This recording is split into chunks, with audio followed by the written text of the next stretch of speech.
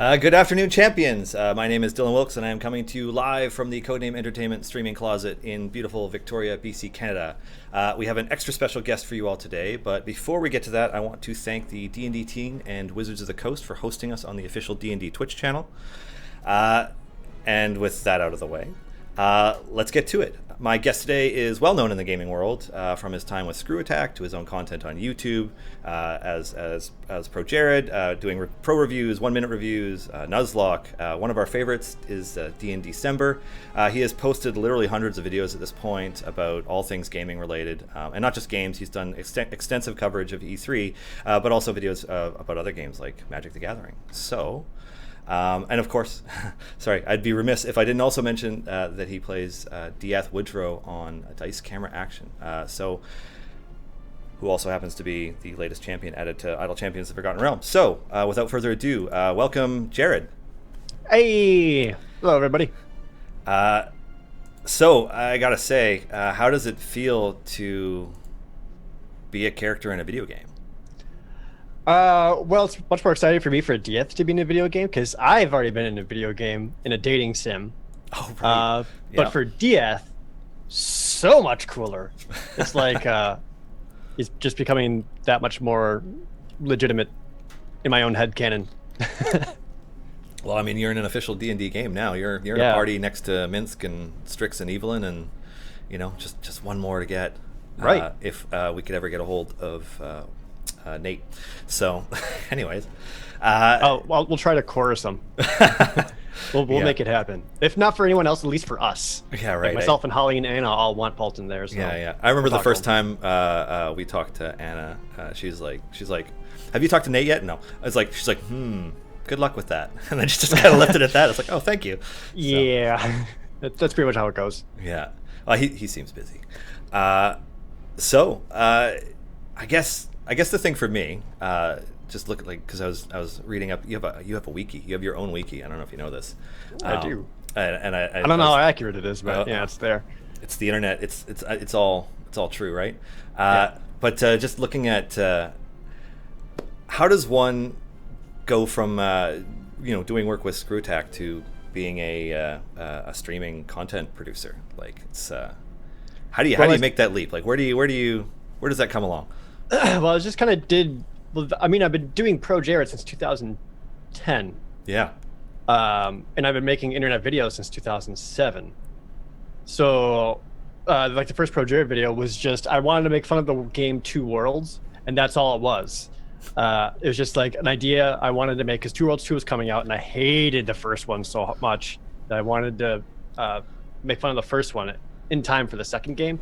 Yeah. And that video in 2010 YouTube did so well that it kind of launched me into doing more and more from there. So I just had an idea, I wanted to do a video to make fun of something, and it just went well and people seemed to like it, so I did more.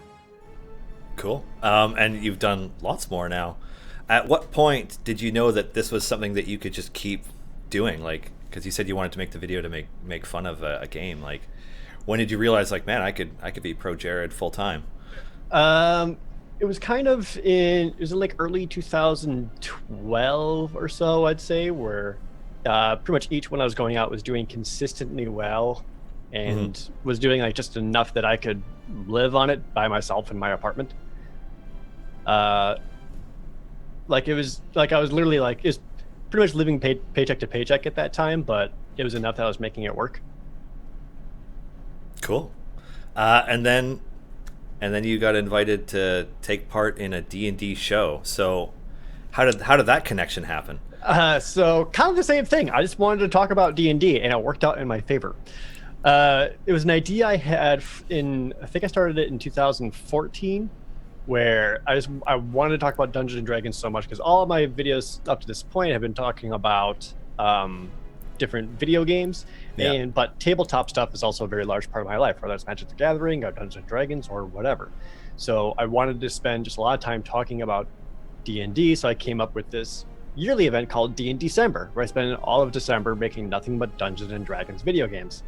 So I made that, and somehow through that, Wizards saw it, really, really liked it, reached out to me and said, "Hey man, this is so cool. here's like some free D&D swag. And I was like, oh, cool, that's really nice of you. You didn't have to do that. And then a week later, they're like, yeah, you're welcome. Also, we have this idea for a show. Do you think you'd want to do it? And I said, yes.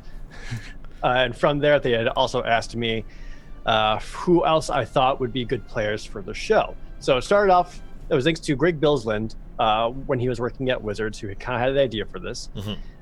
He tapped Chris Perkins to be the dungeon master to show off the new campaign books and supplement books that Wizards is putting out to kind of help showcase the new things they got going on and how they can be used. Yeah. So it started off with me, and from there he asked me what other possible people would be good for the show.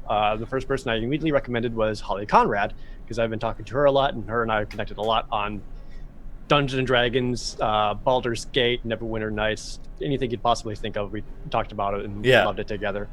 And then I happened to actually talk to Nate at a completely unrelated event. We were at dinner, and he said how much he liked D&D Semper, and he was talking about his D&D game a little bit. And I asked him, it's like, hey, would you want to do this show? Oh. So, and that's how I got Nate into it. The only person I didn't know at all was Anna. Anna was someone that Greg Bilsland had asked to join and did that entirely on his own. So, the odd woman out. Yeah, so she was actually the odd one out. But so at the time, like, I was pretty much friends with Holly and didn't really know anyone else all that well. But now we're all like super close friends, and it's awesome. It's some of my favorite things. And you got to have Chris Perkins DMing for you, which is pretty sweet. Yeah, that's surreal. Yeah. I say pretty sweet. I mean, it looks like it's emotionally devastating, but yeah, it's not pretty sweet. Everyone's like, "Oh man, I wish I have Chris Perkins as a DM." No, you don't. You don't. It's you don't want that. You do not want that upon yourself. All kidding aside, though, but yeah, having Chris Perkins as a dungeon master was incredible. As someone who's been watching the Acquisitions Incorporated stuff for years up into this point, it's just very, very cool, and I know it's an honor. Awesome. And so, what made you decide that Diath Woodrow was the character you were going to bring to Dice Camera Action? Like, well, I had to by default, just because. So Diath is my D&D character that I've been playing since about 1998, 1999 or so. So whenever like there's I'm playing a new campaign or I'm playing a D&D video game and I have to make a character, I always make Diath Woodrow, human rogue who's not a damage dealer, who's all about the utility. Yeah. Like in 3rd edition, I made his intelligence higher so that he could start off with 44 skill points, which was so delicious. Just like place that everywhere. So like that's how I always made him. And even in AD&D, like I was trying to make sure that he was just all about unlocking and sneaking around and the like. So I brought him back kind of by default because since about 2003 until Dice Camera Action, I was not a player. I was always the dungeon master among my friends. So I didn't really get to play Diath a whole lot. So being able to bring him back and really fully flesh out Diath and like fully realize him more than he's ever been before has been incredible, really. Okay. Now, this is a question I asked Holly and Anna, so I'm going to bring it to you as well. As somebody who watches Dice Camera Action, and Dice Camera Action has an extraordinary and passionate fan base, I'm very curious about what parts of Jared make it into being Diath. So, like, how much of you is Diath, and I guess vice versa. Quite a bit.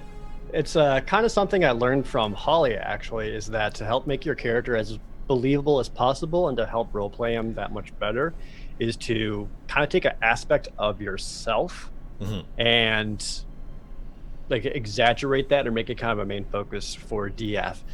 So for myself in Diath, I mean, there's quite a bit. There's the his general anxiety and lack of self-confidence, like unassuredness in who he is and what he does is something that I kind of put into him.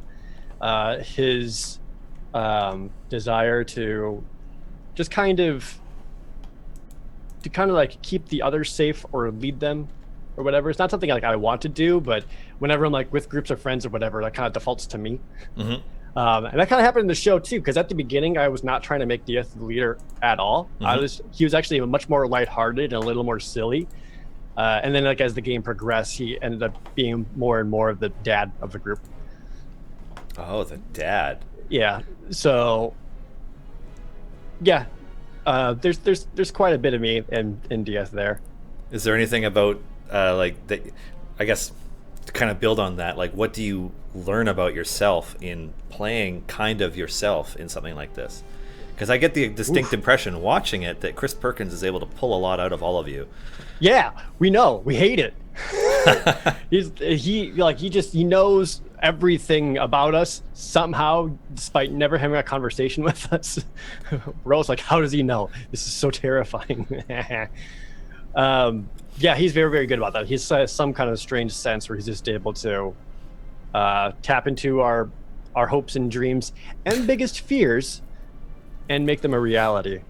So the question was, how has DS changed me, or reflected upon me? Was that was the question? Yeah, I guess I'm just trying to get a better insight into what that relationship is like.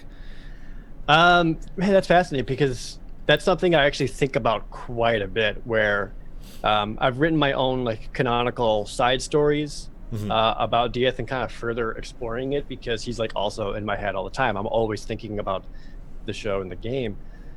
So some of the things that he kind of helped me learn was that it's okay to rely on others and seek help from others, even when he himself is not doing it. Jared, know that it's okay. So through exploring who he is also gets me like thinking about myself a lot. It's very weird. Dungeons and Dragons can be very powerful. Yeah, I'm noticing that. I mean, I haven't been playing steadily since I first played, which was in the 90s, which now makes me feel old considering the year it currently is. But there's a big gap in there, at least in my play history, until I moved in with some friends who were huge into 3.5, which was when I like really started to dive in. Yeah. And it's crazy how your experiences in it make such strong memories. Like, it's not like there's probably countless times you've sat down with a friend to play a co-op or two-player game of some kind, like, whatever it is, you're playing Mario Kart. But I remember so much more of the D&D that I play, so much more clearly too. Like, it's crazy how powerful that memory aspect of it is. Yeah, it's just a weird thing where it's a story, but because you yourself had acted it out, it becomes like a very real, tangible thing within your memories. Yeah, it's crazy. Somebody in chat just posted DCA as Death Catastrophe Angity. I saw that. It's too accurate. It's our Green Paradox. They show up to the show all the time. Oh, okay. Yeah. I saw that Holly's in there too. Yeah. So it's funny, actually. One of the first questions that somebody posted was, which of your characters in video games is more successful in said video game? I guess they're talking about your dating sim. Well, Asagod Jared's definitely way more successful. He's died less. Well, yeah. Oh, okay. This is, I don't understand the significance of this one. So perhaps you can fill them in. Sure. What does the line on Amy mean? A secret name for two of the most important things to me. And they're like daughter, wife, etc. No, so this was actually something, a little kind of Easter egg nugget that I placed into the show pretty early on, before it was evident that Dieth is in love with Strix. So there's a time where they'd basically like time traveled back into the past in Barovia, and Dieth was super paranoid about, doing that thing where you could like change time forever just by being there. So he had the idea that they should all go by code names. That way there's no like weird time travel paradox. Okay. Gigawatts, whatever nonsense. Yeah. So he told Strix that he's going to call her Amy. Amy being short for amethyst, which is something he wears around his neck and is his most precious treasure. So Oh, the idea being like this most precious treasure isn't the necklace, but rather Strix. okay. That's good. You probably made a lot of fans happy by explaining that. No, a lot of fans finally caught that after the game came out. Oh, really? Yeah, people started seeing like the Amy necklace in the game, and then like they went back to check the episode, and they're like, "Oh my god, he's been planning this forever." Huh. Are there any other Easter eggs like that you've Oh yeah, hidden throughout? oh yeah. Okay. Cool. Are they Easter eggs that you just do as through your play, or does Chris Perkins know about some of them? I don't know if Chris really knows them as much. This is something I kind of did on my own, more so for fans, just so that I like kind of putting those things in there. So if people ever go back and rewatch the series or re-listen to that, like they see that foreshadowing Yeah. kind of come up and just, and to me that's just good storytelling. Yeah. So I was just trying to provide that. Cool.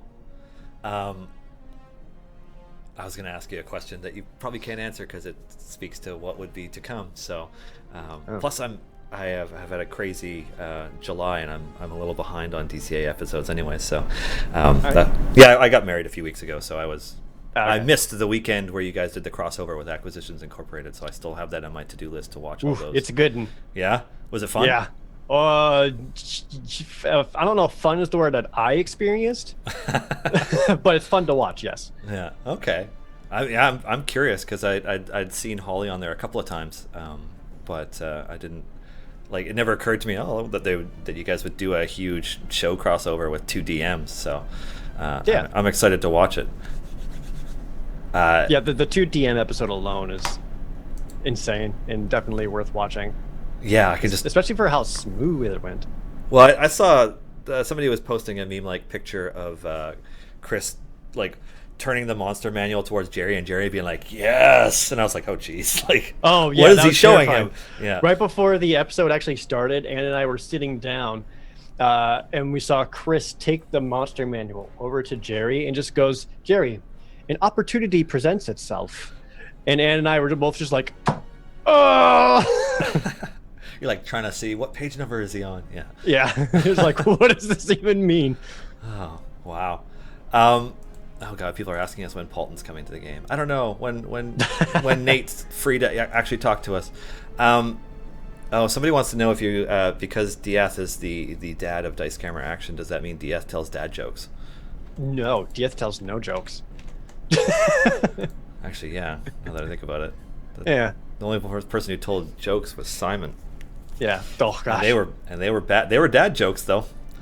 all of Dieth's humor comes from his reaction to everything around him, and that's how I kind of play up his humor. Like, so I kind of mentioned this earlier, where he at the beginning of the show he's much more lighthearted, a little more goofy, Yeah. and then I kind of realized that the rest of the cast was already pretty strong comedic characters, and to like really drive that comedy home, you need the straight man. So I made Dieth the straight man, and since then he's gotten as straight as it can be, so that like he doesn't find humor in things. He's always super serious and doesn't joke around a whole lot. But in that's where you get the humor from him, in that his very straight-faced reactions to everything that's going around him, or whenever something miserable happens to him, like that's where his comedy comes from. Yeah. Huh. And I imagine that just as performers, the four of you, well, five of you even, over the course of several years now, you're probably gelling pretty good at this point. Oh yeah, yeah. Of, We definitely know. We know our characters. We know our dynamics. We know where opportunities lie within each other for sure. how to play off each other. Yeah. Do you find that it's easy for you to just like you can kind of queue up something that you know somebody else will play off of just by what you do on your turn, and then you can kind of let it roll? Yeah, definitely. And there's also times where we kind of try to plan that, where before the show we'll like message each other and just be like, hey, I really want to do this character moment with each other. Is it okay if like at some point early on in the session that we just go off and do this? And it was like, all right, sure. And then like there's no like pre-planning of what's going to be said, just saying like, hey, we want we want Evelyn and Dieth to have a quick moment. Mm-hmm. Let's just do that real fast, and that's it. So, when it comes, a lot of times we will. It happens very organically whenever we have those moments together. Like some of my favorites is always the Dieth and Paulton good cop bad cop scenarios, because again we don't ever plan that, but when we do, they're hilarious. And then every now and then, like we really want some stronger character development, we'll kind of just say early on that, hey, can we just have a moment where our two characters get a chance to talk or do something? That's cool. I like it. It's interesting because it's I've never played D&D in the context where it's also something that people watch for their entertainment. Yeah. So it's interesting that you have those other things to be considering at the same time. And that's one of the things that we kind of say to ourselves as well, is that when we're doing the show, is that we're still trying to just play for ourselves, not play to the audience. We literally said no one could show up to the stream. It could literally have 0 watchers, and we would still want to keep playing it because we're just loving our story and we're loving our characters so much. Yeah. Cool. Jury Senpai wants to know if they can buy Dieth Uncanny Dodge merchandise. I'm working on it, actually. Just I am legitimately trying to getting a bunch of Dieth Woodrow merchandise made. Yeah, it's coming. Uncanny Dodge is certainly at the top of the list, along with a few others. Cool.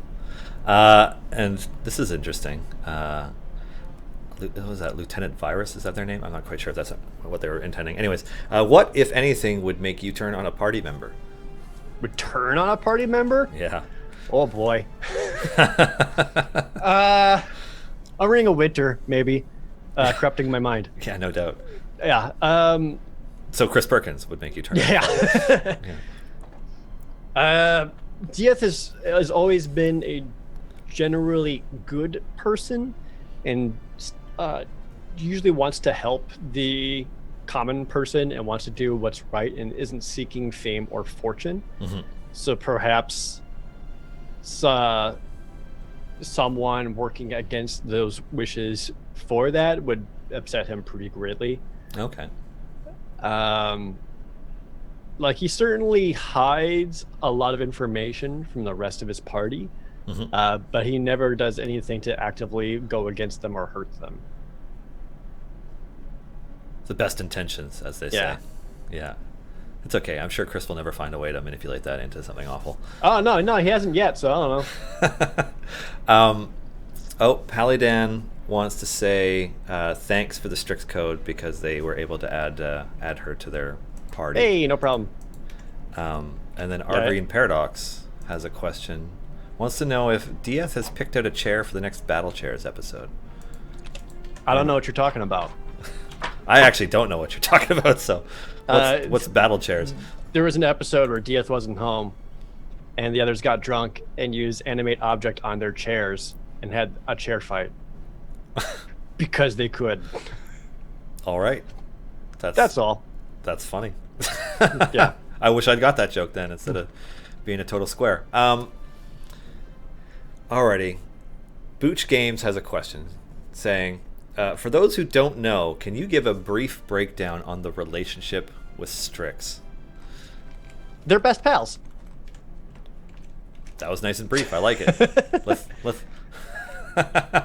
I don't know what else you're hoping to hear, but they're best pals, and that's all there is to it. Yeah, pals of the best variety. Yeah. Okay.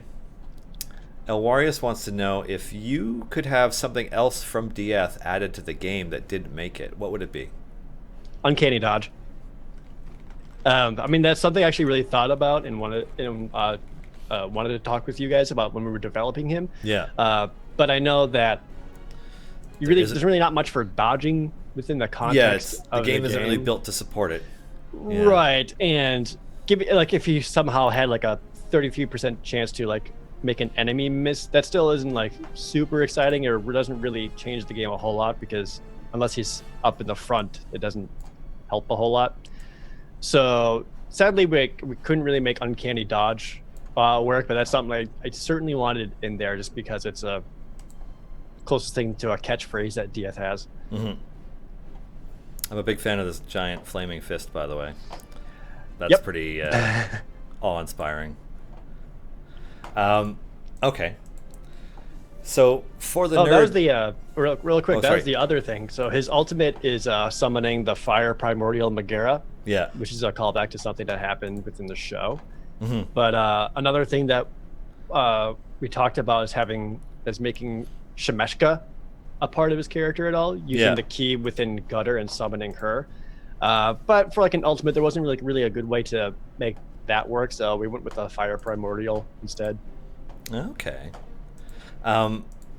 Now, as somebody who has probably logged not just tens of thousands of hours in games, but many tens of thousands of hours at this point, when you are approaching doing adapting yourself or a character into a game, like what's the first thing that started going through your mind when you had that come up? So, having some knowledge of how these kind of games work whenever a new character is introduced, it's that power creep is a very real thing, where anytime like a new character or champion or hero, whatever, is brought into it, they're usually better than the original vanilla characters, just because they came up with new ideas for it or have new abilities or whatever. So with Dieth, something I wanted to going in was that he was not going to be a super powerful character. I didn't want him to be like this crazy damage dealer where you could just backstab and do insane amounts of damage and just wreck everyone in front of him, because to me as a player, that's extremely uninteresting. Yeah. And for a character, that's not who Dieth is. Dieth is not a fighter. He's not a warrior. He doesn't destroy things. So that's something I kind of approached his concept with, is that not a damage dealer at all. So I really wanted to help focus on his utility abilities like he has in the show within the game. So that's how we kind of came up with the treasure hunting abilities, where he can have double drops from for like the quest items to help move through areas much faster, and killing monsters faster too, or getting double the reward for them. And then something a little more unique to Dieth was giving him leadership buffs on a rogue character, which is usually not the case. Rogues are stereotypically kind of played as like these lone wolves, kind of, I don't need anyone else, leave me alone, I'm dark and mysterious. And that's not what I wanted with Dieth. So he's someone who actually kind of has something of tactical command within his own party, and we tried to bring that into the game. So that's why he's got the ability to buff everyone in the column behind him, so that he's still up front and telling people exactly where they need to swing their sword.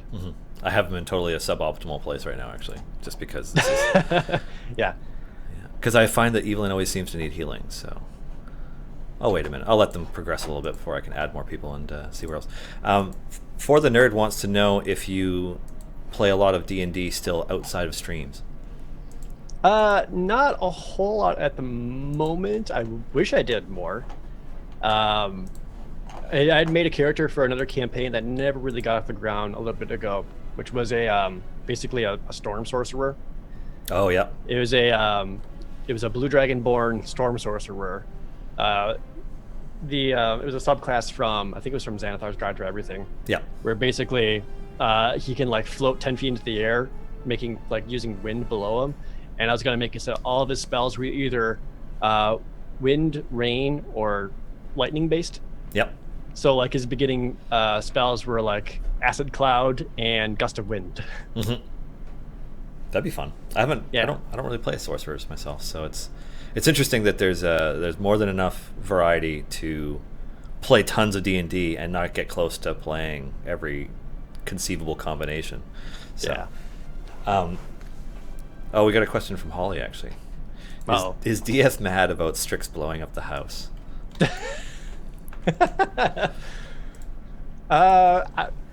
Not mad, just disappointed. No. I mean, I think at this point he's probably just like, yep, it's another day. Okay. Feralus 13. What about a tour to Germany and Europe with the group? I would love to do it. It would just it would take a lot of planning and producing, which Anna would be all over. I think like the logistics was always hard, but I wish I could do more appearances and things in Europe. How busy is your con schedule? Because it seems like fairly regularly on DCA you're like, I'm going to be dude. at this and then this. Yeah, so I just got done with my last convention, and this is the longest break I've had since December. Okay. Where normally every month it's like 1 to 3 events every week. That's a lot of travel. How do you stop from burning out? Sheer force of will.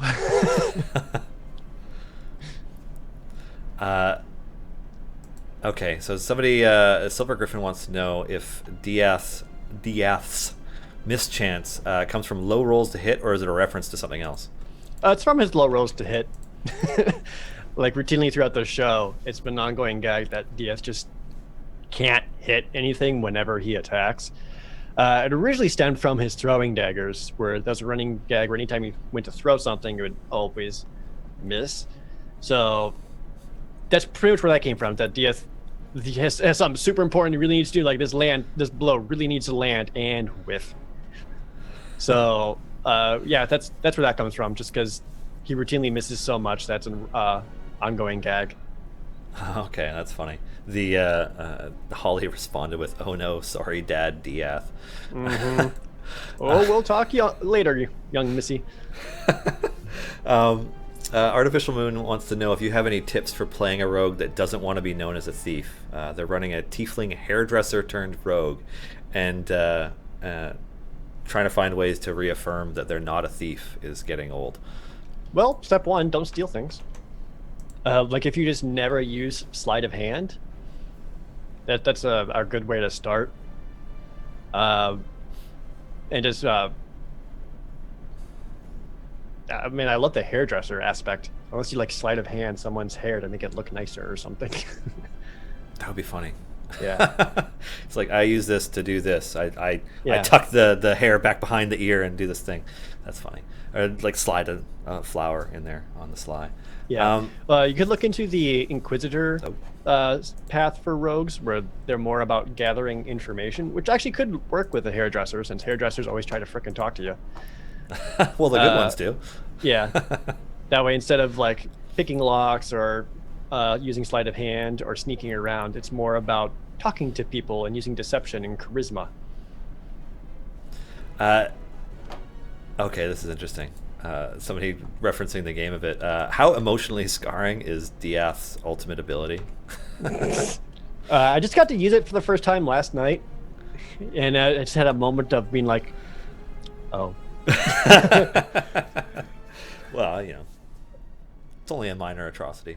Yeah, I mean, it's a good way. It's a nice callback to the show. The people who've seen the show have certainly know what it is and what it's about. And then for the people who haven't seen it, they're probably wondering why he's able to summon a giant fire fist to punch the world. Yeah, it does stand out among ultimate abilities as being a little different. Yeah. Epic Gamer Doug wants to know if you have any other recommendations for tabletop RPGs. Ooh. Oh, man. One that I always really liked was Shadowrun. Oh, yeah. Yeah, I like Shadowrun a lot. I played Cyberpunk a little bit, but I think I still prefer Shadowrun over that.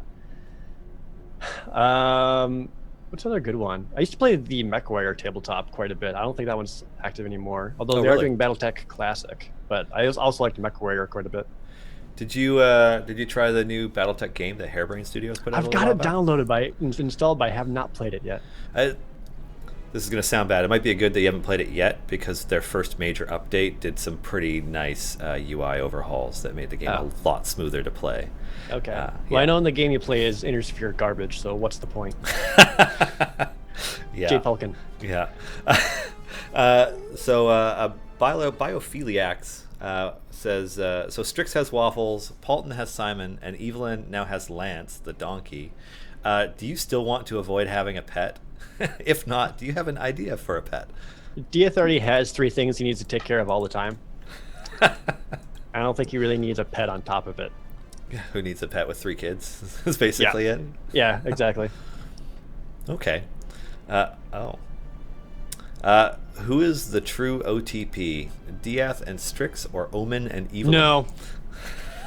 Never Omen. For the record, I myself love Omen Drawn.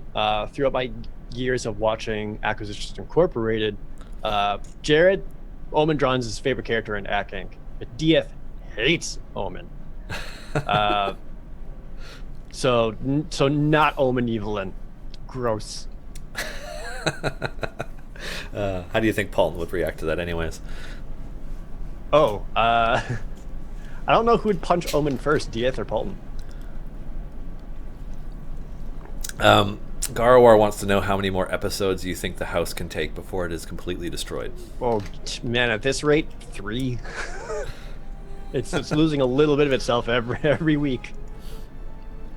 And then this one is really interesting. It speaks back to earlier DCA.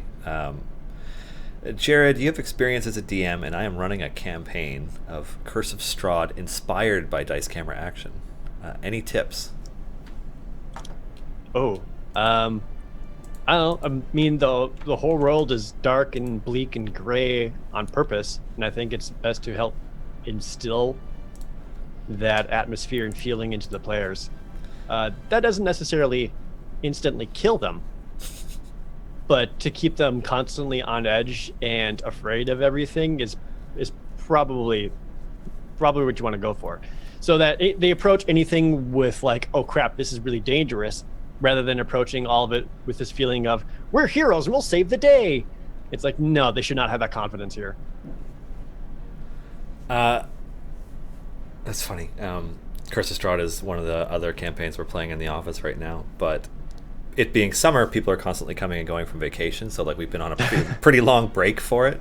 Yeah. But it's bleakness, and our last one of our more recent sessions, I guess. We had a character death at a very inopportune time, and it's actually made the campaign so much more interesting. And then we started to take our break, and we're just like, like a bunch of us want to finish it, but yeah. What can you do when it's summer and people are taking vacations? So we have all these one shots that are constantly going because it's always a different group of people in the office. So Juno Dagger has an RPing question. Ooh, all right. Playing as a goblin thief, is it possible to still be a good person while still having a criminal record and being a goblin? Yeah. I mean, technically Diath has a criminal record, but I still consider him a good person. I think playing a good goblin would be interesting, because when I think people automatically associate monster with evil and bad, and obviously the world isn't like that. Like the goblin is going to see himself as evil and bad, so he may not understand why everyone else sees that way. I mean, you're playing Deacon right now, who is a kobold, who is a monster that level 1s usually like to slaughter. In droves, preferably. Yeah, in droves. So, yeah, I think it's absolutely possible. You can always make that work. It's funny. I was DMing a Sunless Citadel campaign recently, up until recently, because we finished it and everybody survived, and I was kind of like, part of me was a little bit sad that all the players made it, but at the same time, during the penultimate conflict and in the immediate aftermath of everything, there were more than one fight where multiple people were knocked unconscious. So I feel like reasonably balanced. But partway through, one of our players was like, I can't keep playing because of this work-related scheduling stuff, and we replaced him with another guy. He's like, I want to play a goblin. I'm like, all right, well, this should be interesting. Yeah. And just trying to, because they're already killing all the goblins in the dungeon when he decides he wants to be a goblin that's like switching sides to join them. And it made for most of the interesting character dynamics from then on out, especially since the paladin tank still didn't like goblins by the end, and like made no effort to hide it, and it was a lot of fun. So yeah, well, playing up that Faerunian racism, just kind of keeping it going. There's lots of options.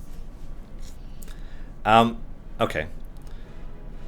Oh wow, there's a lot of. Somebody wants to know when you will be a guest character on Trapped in the Birdcage, and that question is not from Holly. That's from somebody else.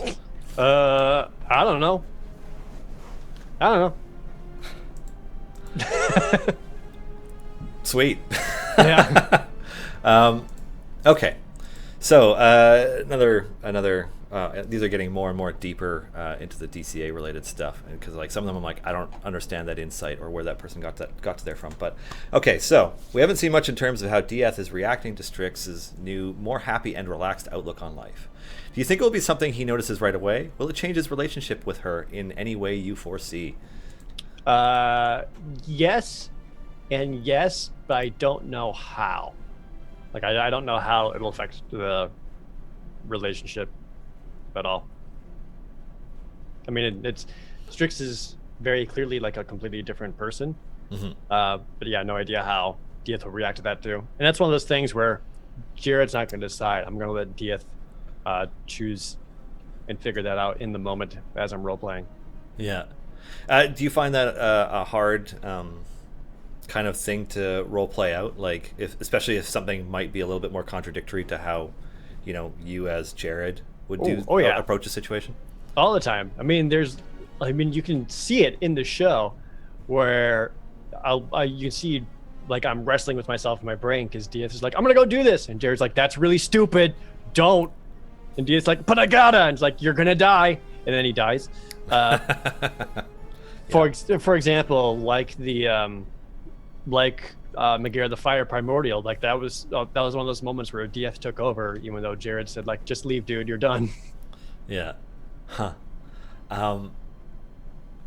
That's funny. Holly responded like, yes, of course, Jared can always be a guest. Yeah. So somebody wants to know if there's a particular reason for the Omen hatred, or is it because Dieth won't, like other people do, forgive him for being a bullshit artist because he's famous and a powerful cleric? There are several very specific reasons that Dieth does not like Omen, but I will not divulge them here. Oh, excellent. Good. Yeah, don't give away all your secrets. That's no fun. Yeah. People need to speculate. I mean, that's what the Dice Camera Action Gotta subreddit watch is for, the right? show. Yeah. Watch the show, catch up on the Reddit, discuss with everybody. And I was informed actually recently that there's also a Discord, which I didn't even realize, but there's also a Discord. Yes, there is also a Discord. Do you guys lurk in the Discord to see what people are talking about, or? Maybe. Maybe. Yeah. Sometimes we don't want to make people paranoid, but yes. Cool. Somebody wants to know what a Dieth Solo-esque prequel would look like. Presumably better than the movie Solo. So that would be actually about his time in Waterdeep and more or less how he got to be how he is, like why he has these rogue abilities, why he knows how to pick locks, why he knows how to sneak around, how he knows to like look for treasure and how he survives, and some of his escapades within that. Or like a solo adventure could just be him discovering his amethyst necklace. Yeah. Now, is that the kind of thing that you already have like a rough idea of, or have you written that backstory already? Yeah, I've got a rough idea of quite a bit of it. I want to write out more of it so I can share it with the fans. Again, kind of like canonical fan fiction, as it were, just to like further explore that, and so that Chris Perkins can ultimately exploit it for his own purposes. Yeah, I was gonna say that was gonna be my follow-up. I'm like, won't Chris Perkins just read it and know more about how to get you? Oh yeah. So, Honorable Intent wants to know, what perspective do you have on trying to get inside the mind of an odd race or class? Oh, that's a harder question because I typically don't do that, to be honest. Human rogue, I feel like maybe a little bit easier to get into the mindset of than a bugbear ranger. Yeah, the only other race I've done before is I have a half-orc barbarian character. Oh, nice. Who's more or less a sort of butler servant kind of character, but it's done in such a way where he's like incredibly thankful to the family who raised him for that, because he's basically like found by himself and like abandoned, and like they gave him a life, so he's not like resentful of like his servitude. That's like to him like the only way that he can show thanks is to like constantly make the bed or get breakfast ready or whatever. And then as soon as like someone tries to attack the party member from that family, that's when he triggers his barbarian rage. Mm-hmm. Okay. And no other time. So yeah, I don't know. I guess I don't really try to play the race aspect a whole lot because I haven't really had a whole lot of opportunities to do so. Yeah. Especially when it comes to weird characters like I don't know, like playing an Illithid something, or the dang, I can't remember the name. The ant people. Oh God. Can't remember it. Yeah. You know what I'm talking my brain's about, drawn a blank Yeah. because I haven't had my afternoon tea yet, and like I'm just like winding down. So, like, keep drinking. Fry cream. Thank you. Oh yeah, there we go. Yeah, of course. Yeah. There's somebody in the chat who knows it immediately. Perfect. Yeah. Yes. Okay, this one's kind of an interesting question. I guess somebody asking as a DM maybe. I could use advice in a situation in my own D&D game. Say one of the party was turned into a revenant by Orcus. How would one go about saving the party member, do you think? Well, Like- Dieth was turned into a revenant, more or less, and he was brought back by drinking the ashes of a saint. Like they went to the tomb, found the saint's ashes, and Strix, knowing magic, whipped it up into a concoction and had him drink it. So he drank it and literally like barfed out like the curse and like became human again. So Cool. drink some ashes. That's one Drink way. ashes. Yeah. Which, according to Holly, was an actual thing they did in medieval history. She would know. She would know. She has yeah. a degree in it. Yeah. Huh. Cool. Do I want the poorly weighted dice or the leadership training? I mean, I lean towards the leadership training just because I always have him next to Strix and Evelyn. I am actually able to unlock Strix now, so here we Thank go. Oop. Oh, of course it goes to the next area. Never mind. I won't get to place her. And you know what I'm going to do? I'm going to do some moving around. Yeah, look at the numbers go up. Oh, yeah. It's funny because the way the game is designed right now, with the level caps, because you can cap out on your character levels and then you can continue to level them past that, but there are no further upgrades that double damage or what have you. So even though Evelyn is like an awesome tank all the way up to the level cap, if you keep leveling past it, a ton of other champions start to eventually pass her in terms of hit points, just because of the way the curve is currently written. Interesting. Yeah. I mean, we do periodically release more level upgrades so you can take characters further and further, so we just haven't gotten to that yet. Alright, how do I want to... Why would you ever take the poorly weighted die on Dieth except for funsies? Asked Rato. I think it's because if you're trying to get through areas quickly, like if you're just trying to fight bosses to collect gems, that just helps it happen much faster. Yep. And on top of that, it's not always, depending on what you're doing in the game, like the point isn't always to have a DPS optimal formation.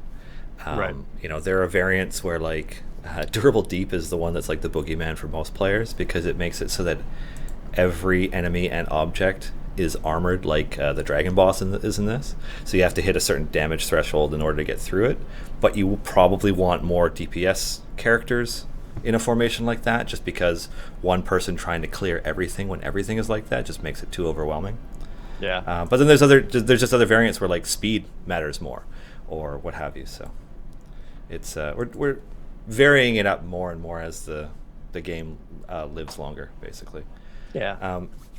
Okay. Let's see. I'm going to give some other people some of these questions, because there's a few very excited fans who are asking plenty of questions and a few others that are getting missed. Baron Stromgard wants to know if there is a risk of Dieth ever facing permanent death, which would force you to roll a new character. Or are there reasons, such as an agreement with Chris Perkins, that Dice Camera action characters can always linger in some form through resurrection, reincarnation, or other? Well, Chris Perkins has always said, death is not the worst thing you can do to a character. And he's demonstrated this time and time again. Yeah. I always personally felt that there is a risk of permanent death and him actually just being gone. So anytime like there is a party member death or whatever, I never just kind of shrug it off and be like, oh, well, let's fix that because we're doing a show. Mm-hmm. It's like, no, I think there's always a chance that that could happen. Yeah. And if Chris were to approach me and even asked, hey, how would you feel if we permanently killed off Dieth for his very pivotal moment, I would absolutely be open to it. Not something I would want, but again, like if it makes like the story that much better, then yeah, I would. I would stay on the show and probably play a different character, but it's good to know. You just made all the DCA fans afraid for the future for not just Dieth, but every character. Thank you. Now you can live just like us every week. Yeah, in fear of what Chris Perkins will do. There was a moment where Evelyn almost permanently died, and was basically saved by a single natural 20 roll by Nate. That's crazy. I just remember more recently watching the episode where Evelyn was torn to pieces by the that new Morton Kanan monster. Yeah. And I was just like, oh, and I'm like thinking to myself, I'm like, it doesn't feel like they planned that out. It feels like that just kind of happened because that's how the dice went. And I was like, oh shoot. That's exactly what it felt like. Yeah, it can happen at any time, I guess. It's kind of the thing. All right, I'm too OCD to let that window stay up. We only have a couple more minutes, so I guess let's see. What do we have here for questions? There's got to be one that's like really meaty and awesome that will just. Let's see. Jared and Dylan, do you prefer when a character's death serves the narrative in a dramatic moment, or when it happens out of the blue and drives home the inherent danger of adventuring or the setting? Oh, that seems appropriate considering our topic. Say it again. So, I guess they're asking if we have a preference as to when a character's death either serves the narrative in some dramatic fashion, or when it just happens out of the blue, like, I don't know, somebody critically fails or something, and they end up dying. But it also like reinforces the danger of what you're doing. I'm a fan of both, in that I'm not a fan of either. No, I like the idea of it just kind of happening whenever, because, players always kind of have this feeling of invulnerability. Like, oh, the DM's not going to kill us because we can't play. And, I spent a lot of time on this character. They wouldn't just take that away, would it? Yeah. But just kind of bring it back, like, sometimes that's just what happens with the dice. Yeah. As a dungeon master, that's probably what I would do, just to help remind the players, yay, you're in danger. Stop doing stupid things. Yeah. There was a very good example of that a couple weeks ago on Critical Role when one of the characters bit the bullet end of their campaign, and I thought Matt Mercer handled it wonderfully. Yeah. Just in the these are your final moments. What are you gonna say? And it's like, oh, and like it gave it enough time for it to sink in for everybody. It looked like, he caught some hate for it on social media, but I mean, it seems like you can't do anything without catching some hate. So, I thought he handled it beautifully. Yeah. Yep. Anyways, I guess the last question, Roland 57. What was it like playing alongside Travis McElroy? Oh, what a joy Travis was, because he had such a different character. His Magnus Burnside was just like happy and energetic, likes chairs. It was just like was enjoyable to be around. Is like happy to be there. Yeah. But it was also like this insane killing murder machine because he's a weapon designed by a 5-year-old, literally. But at the same time, like, he also brought out very poignant moments, especially with Dieth, and kind of connected with him in a way that no other guest character really had before. Yeah. So, yeah, it was a treat just to have him there to be wacky and just massacre things in front of us and help take care of problems that way. But then, as like an extension of Travis, just be like one of the most generous, enjoyable, positive people to be around as well. Cool. I don't want to take up too much of your time because I think it's almost 2:00 now. So, Yeah. and I know you have things to do. Yeah. So, thank you so much for joining us. We really appreciate it. I see that Holly is giving away character codes in chat right now. So, yeah, I've got a couple extra Strix codes as well. We'll see if yeah, do it. maybe those will show up somewhere too. Yeah. You can do whatever you want with those. You already got the code, so Yep. It's yours now. So yeah, thank you for joining us, and thank you for allowing us to add Diet to the game. We're pretty stoked about it. We're No problem. excited Thank you for putting him in, and everyone watching, go get Dieth. He's super good. Yeah, Play him. yeah. He's not suboptimal at all. Not at all. I mean, maybe a little bit, but Even though he in a is good by way. design, he is not that suboptimal. He's a very strong buffer right now, which is good. Yes. It means that people will play him a lot. Yeah. They will argue about whether or not one character, whether or not Calliope and him are competitive, which is what you want. You want them to argue about it. Yes. Yeah. Ideally, not too much, but enough. Yeah. Anyways, thank you Thanks so for much. having me. Have a good day. All right. Bye, everybody. Cheers. Yeah. So I'm just gonna do a thing where I do this, and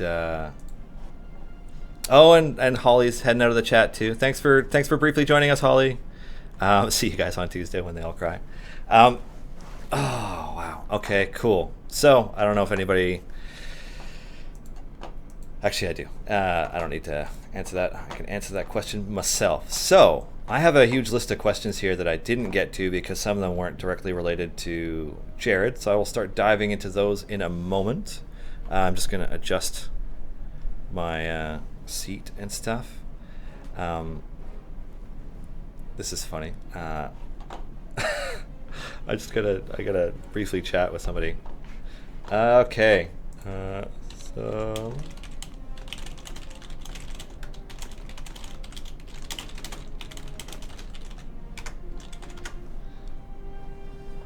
Anyways,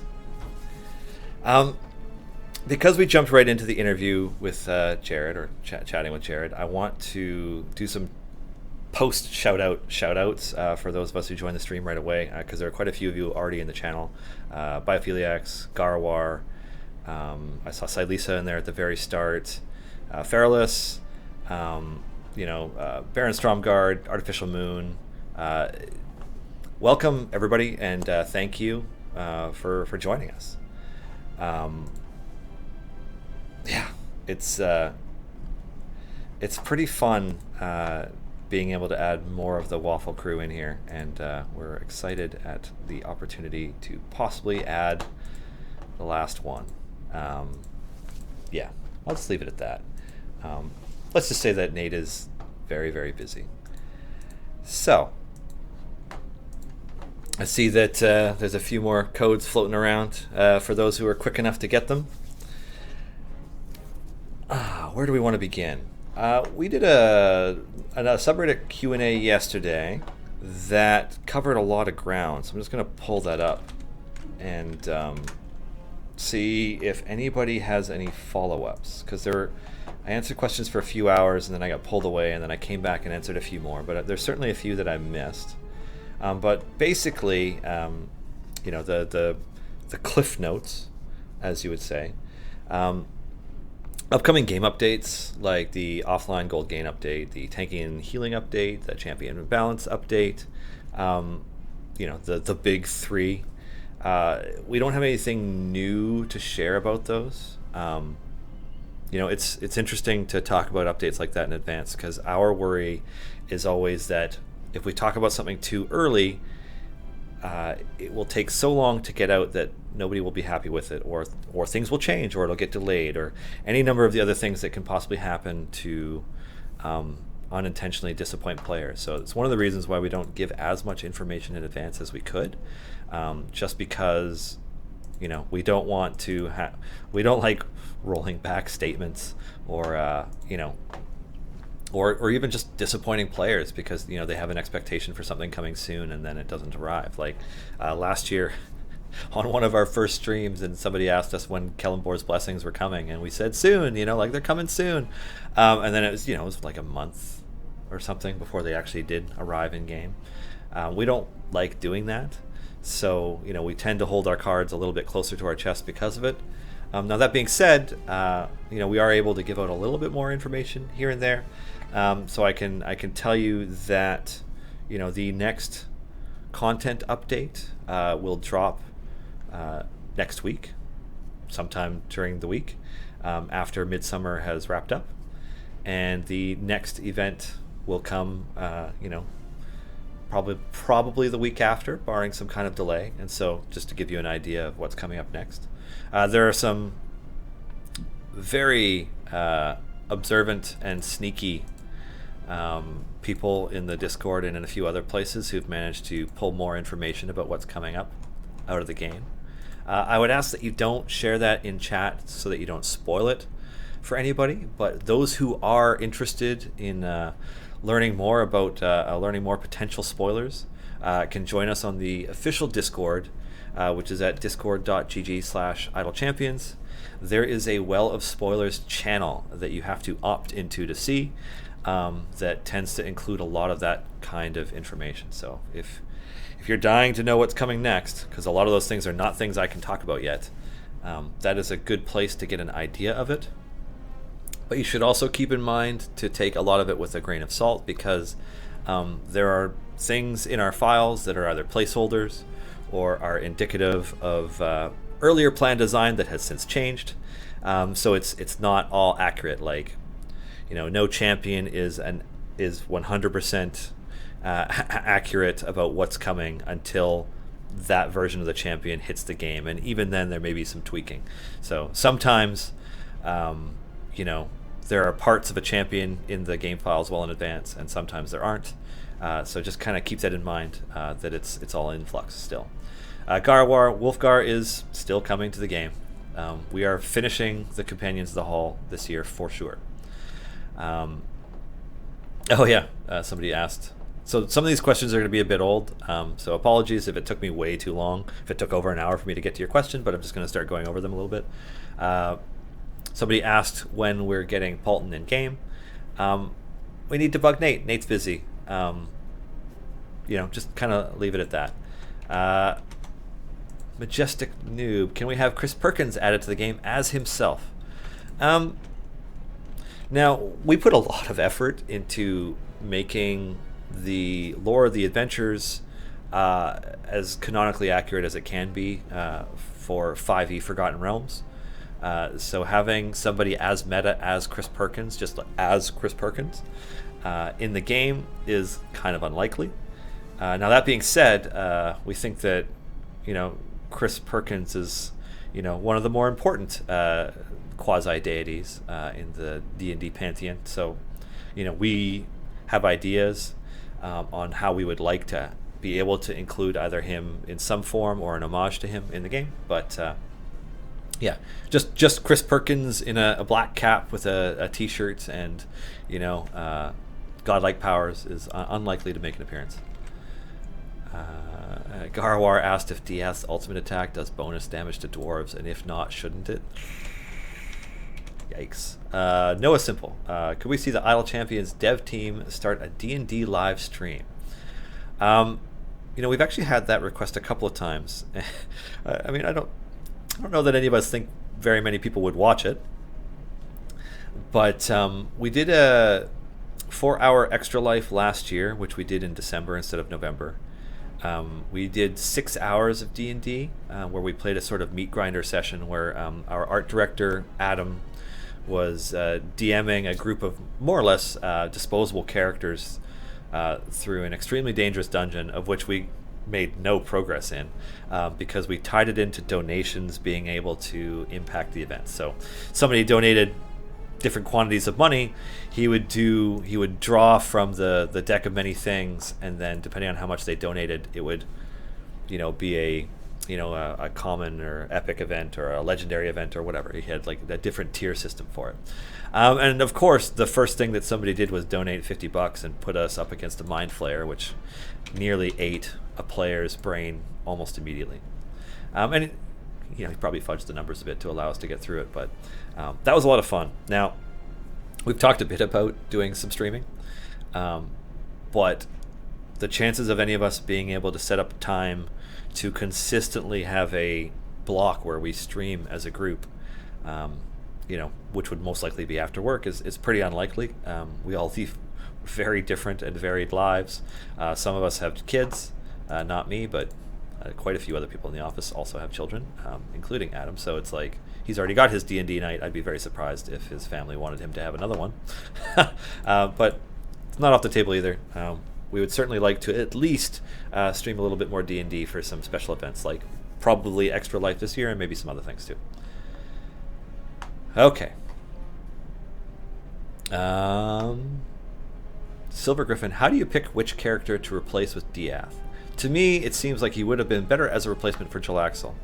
I guess the thing is that because we went with a utility-focused Diath rather than a more roguey kind of Diath, I guess is the best way to put it. I mean, I know he's a rogue, but he's less about being a DPS rogue and more about being a utility rogue who empowers his party.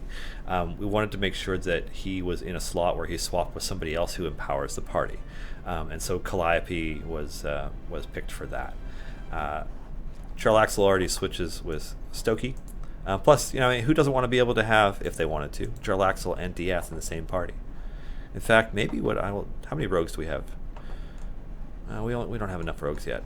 I'd like to do an all-rogue party at some point. Maybe rogues and bards, minus Calliope, because we have Birdsong too, right? Do something funny. I'll do a rogue push at some point. Alrighty. Have you thought about Twitch drops offering a chance at things like Silver Chest, Gold Chest, Time Gate pieces, or maybe even event champions? I know that's the kind of idea that makes our marketing director Clive really excited. I don't know what the progress is on it. I imagine it is a lot easier for some of the bigger, more popular companies, especially the ones that have a lot of active streaming on Twitch, to line that kind of thing up. But it's not outside the realm of possibility altogether. Rickablom, do the Time Gate pieces drop randomly, or should you reach a certain level for them to drop? They're random. I want to say it's either every 4 to 5 days or every 5 to 6 days. And it's kind of set on a counter. Once you get a piece, the timer starts again, and you won't get a piece within 4 days-ish. And then somewhere out after that, there's like a 24 or so hour window where you could get your piece. So they're kind of set up to be consistent so that we have an idea of how many pieces are going out and how frequently players are able to open their own time gates. We don't want, because you can't open a time gate when one is already running or within a window of one running, we want to make sure that the system is reasonably, I want to say stable, but that's not the right word for it. I think you guys get the idea, though. I know I ramble. Bamburi, do you have any advice on Waterdeep Escort? The dragon boss just instantly kills the escort and my damage keeps dropping. So dragons are tough. One of the reasons we didn't introduce dragons to the game right away was because we wanted to make sure that they felt like they were a challenge. And then since introducing the armored boss mechanic with Strix's event, Festival of Fools, we felt like that was a good way to do it. Like, dragons are armored. I mean, they're dragons. They are armored. But they're extremely challenging to kill. So there's a few things that are really great. If you have Binwin, and if you have Binwin's slot 4 at a reasonable level, when he starts to attack with an extra attack more frequently, like I, on average, get 3 attacks with my Binwin, sometimes more, you can just shred armored bosses with Binwin. He is awesome for it. Otherwise, being able to hit more frequently is pretty helpful. I used Ashara as my DPS for Durable Deep when I did it, because Ashara fires magic missiles. So it's a group of attacks that hit a bunch of times. So yeah, being able to attack with multiple hits or with groups of attacks is helpful. Ashara DPS is kind of hard to pull off if you don't also have Dadius, but maybe you do. So that's one way to do it. But yeah, you kind of just have to assume that the escort is going to die, so you need to kill that boss fast. So yeah, good luck. Just keep farming up gear. If you have potions to increase your damage, that might help also. Yindev. What instrument should Paulton play in Idle Champions? I vote bagpipes. I also vote bagpipes. That seems like the best option. Because, I mean, didn't he throw his loot into a dragon turtle? So, Ivanger 2. Why Deacon and Diaz buff stack multiplicativity or per hero, and Dritz buff is additive? We vary up the way buffs work. It's not meant to be too homogenized across all the characters. Some of them increase exponentially. Some of them are multiplicative. Some of them are cumulative, etc. All right, Dylan, is there any chance we can get a pause mode to help with comparing DPS with different buffs? A pause mode. It's the first time anybody's asked for a pause mode, I think. I suppose it's a possibility, but I don't know if that's something that we plan to do. Dainty. Could we get a label on heroes as to which series or show they are from? For me, I'm new to some of the other shows and stream, and it would be nice to direct people to the streams or shows if they aren't familiar. We agree 100% with this. And I know I've been saying this for a while, that it's something that we plan to address, but like the character sheet UI is being overhauled.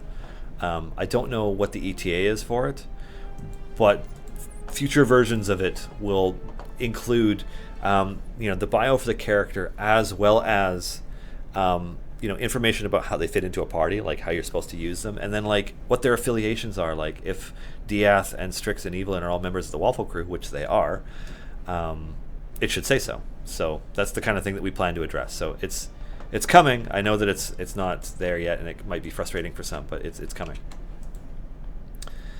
Semastus, what are the ways to get the Waffle Crew? Can you only get some through codes? So right now, in-game, there are a couple ways to get event champions, and so far, the Waffle Crew members have all been event champions. Strix was Festival of Fools, Evelyn was March of the Modrons, and now Diath is for Midsummer. So you can get them during their events, and their events will return, but they do take a year, so possibly you don't want to wait 50 weeks for your event to come back. You can get them through time gates right here, so I have a time gate system. I suppose I could open one.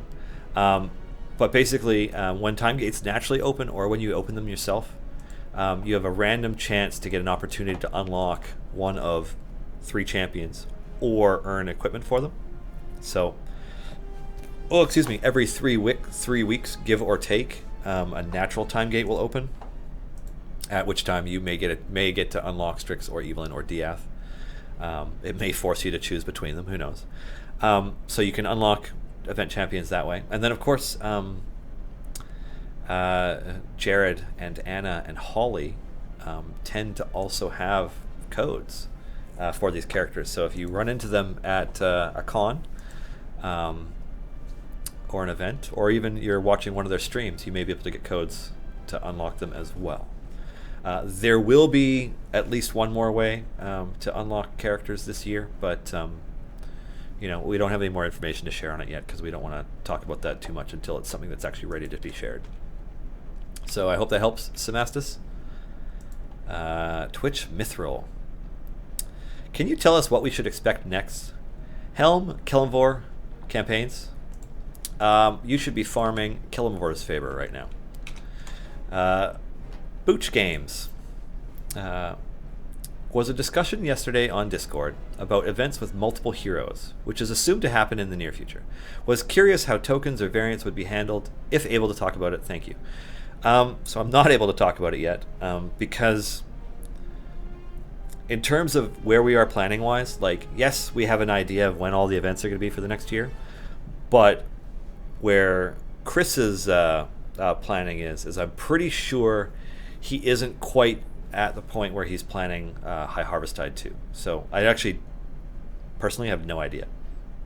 I'm sure Justin and Chris have ideas about how they want to do that, whether it's going to be a second tier champions, whether you get an opportunity to open 2, or maybe the adventure goes further. I just don't know yet. So Sorry, Booch Games, but I have literally nothing to share about that right now. Frozen Solid. Are there any plans to include unlockable champions through normal campaigns, like Dritz? Please, I asked this yesterday, but I put Kron instead of Dritz, and I think you were confused. This was also answered yesterday, Frozen Solid. If you'll read the preamble copy at the top of the Q&A, under upcoming champions, it says Diath Woodrow is now available in-game as part of Midsummer. The next champion is based on a lore character, while the following champion after that is not, and the one after that is also based on lore. Oh no, I didn't include it there. I included it somewhere else. Crap. Sorry. There will be more what we call core champions or base champions or evergreen champions. There will be more. In fact, there's a really good chance that an unlockable champion, not unlike Dritz, will be coming very, very soon. Wall end.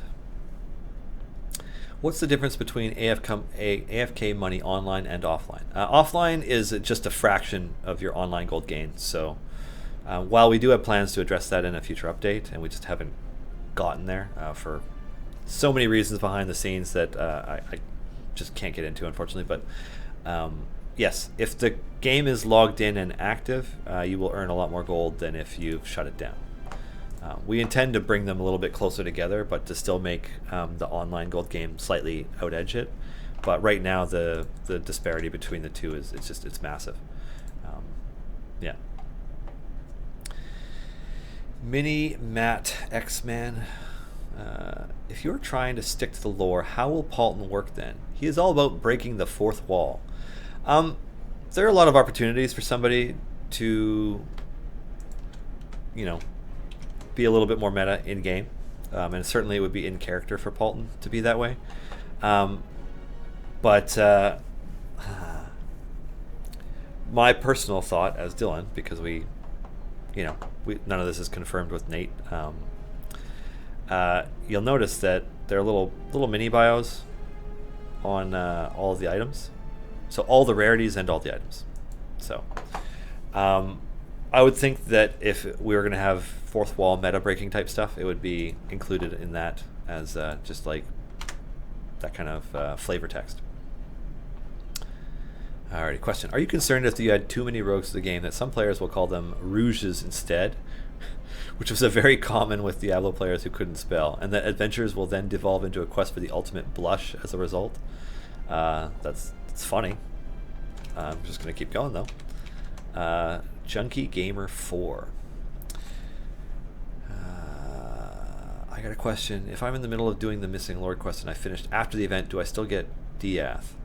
If you're doing the first quest and it finishes out, you should still be able to get Diath. You won't be able to spend the favor. You won't be able to do any of the other adventures because all those will disappear. But you don't get kicked out of the adventure you're in. So if you're in that mission, you should still get that reward. If you have an issue with it, just open a support ticket after the fact. Yeah. Twitch Mithril. How long is the interval for hitting a brick? Like, if I have two champions that can do 1/2 brick damage at once, it will break one, right? No, it's more that you have to hit a certain damage threshold with the attack in order to break one. So, like, if you have... it's kind of meant to, in a way, simulate both armor and, like, high AC. So that, your characters that are not your damage-dealing characters... Like, your healer is probably not going to be the one who kills the gold dragon you're fighting. Chances are it's going to be the fighter, who is also going to be the person who's being focused on as a DPS. You need to be able to hit hard enough to break the armor. So, yeah. I hope that explains it. When will we see a golden epic for Binwin Slot 4? When we're comfortable with players trivializing content with a Binwin that attacks like 4 times every time, for sure. Because Binwin attacking twice is pretty fair, and 3 times is pretty darn good. But once he starts hitting 4 or more attacks, his damage gets insane. He hurts. He hits so hard. Yeah. So I don't know. I mean, I'm sure it'll come because we know people will want it. But it's that's crazy. Master Vanis, any chance Zuna and Sergeant Nox will appear? I cannot comment on upcoming champions. I know I've talked a lot about Nate, but that has more to do with how hard it is for us to reach Nate than anything. Varne, any news of Android version? So there is an Android version of the game, but it's only tablet for Android. Yeah, it's only tablet for Android. We haven't adapted the game for mobile devices, like for phones. If you can think of a way to squish the crazy number of UI elements down onto that screen and make the game still playable, I would be curious personally to hear them. But yeah, the game is available on iPad, tablet for Android, and Steam. So Steam PC and Steam Mac right now. But I don't have any news for a phone version of the game. So Lisa wants to know if I killed the 300 or 350 event dragon. I have not. I do find that when it comes to like the dragons, because you have to like actually kind of play kind of actively, I tend to, because I play the game so passively, because I just like on stream right now where I'm actually like hitting the ultimates and stuff is the most I've played this game actively in quite a while. God, that fist is sweet. So bosses, like, I tend to come back and it's like, oh, I've been dying at 300 over and over again for 7 hours. And I lack the patience to properly set up a way to clear it up. Yeah. So no, I didn't kill him. Does Codename have the rights to all the Force Grey characters? If so, would you consider adding characters like Dagny, Jopa, and one-offs like Clarapin, Skirt of Snakes, Toro, Rosie Beestinger? So we don't have the rights to every single Force Grey character. They're the ones that were created by Wizards of the Coast for people. Characters like the Force Grey Season 1 characters. Sure. Dagny, Jopa. I mean, Wheel Weeton would also technically be a character we could adapt if he was alive, but he's paste. But the ones that were created for the Force Grey, I guess, one-shot that they had at the Stream of Many Eyes, those are all owned by those players. So, like, Rosie Beestinger is Kate Welch's character. Toro is Joe Manganiello's character. So I don't know that we actually do have access to any of those characters. So I'm not saying it can't happen because we would like to, but you mean Hardwick? No, I mean Wheel Weeton was the character. Chris Hardwick was the one who played him. Anyways. So yeah, but like Dagny and Jopa are certainly much more likely than a lot of other characters. I still personally find it really funny that Clarapin came out almost immediately after we released Groma, because we didn't know that Marisha Ray was going to be playing a Tortle at the Force Grey finale. Nor do we know whether or not we would have access to Clarapin anyways, but that's beside the point. Yeah, so some Force Grey other Force Grey characters we have access to, yes. But I guess the Season 3, or the Stream of Many Eyes ones, we don't. Except for, I think, Ashley Johnson's character, Dagny, we could potentially get access to. It was Dagny Halvor, right? That was the name of that character? Anyways. Is there benefit to holding gold event chests till you open as many silver chests as you can get? That's a better question for one of our community leads who's done the math work, like the real math work for the game, because that's certainly not my strength. So you want to get upgrades for your characters. You're going to get more item levels and stuff out of your gold chests, but because you are able to, like, your gold chest and your silver chest odds for getting a shiny equipment card are now equal, which is like, it's like a short-term nerf for getting them and a long-term buff. I'm pretty sure you just open your gold chests until you have epics on your characters. I mean, you're probably only going to have full epics on your characters if you're crazy lucky, or you purchase a pack, but it's not super. Yeah, just open your gold chest is what I would recommend. at this time anyways. I don't know what holding on to them to do while you're worrying about silver chests is gonna, like, you just want item levels for your event champions, right? Like when Jared was talking about power creep, on the subject of it, like for this game, because you're always earning equipment for Dritz, Hitch, and the base 12 champions through gold chests. Like you are always earning equipment for it. That means that every year that characters come out, there kind of has to be some power creep, or they're going to get released and they're going to be too weak to compete, because the base champions are always getting better. So like Deacon is outshining Brunner in many situations right now, but this time next year, depending on how upgrades go, but like assume nothing was done and you're getting gear for Brunner that whole time, that might not be the case anymore. So you want to get that event champion item level up. Will this game have a system similar to the experience points from Crusaders of the Lost Idols? That's a better question for Justin or Chris. Will we see any Dragonlance characters?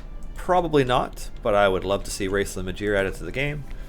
I vote we call them Chompions. Chompions. That'd be funny. Gwaldar. Any chance to add loading ready run characters? I'd really like to know what the hell a Gigglemancer is.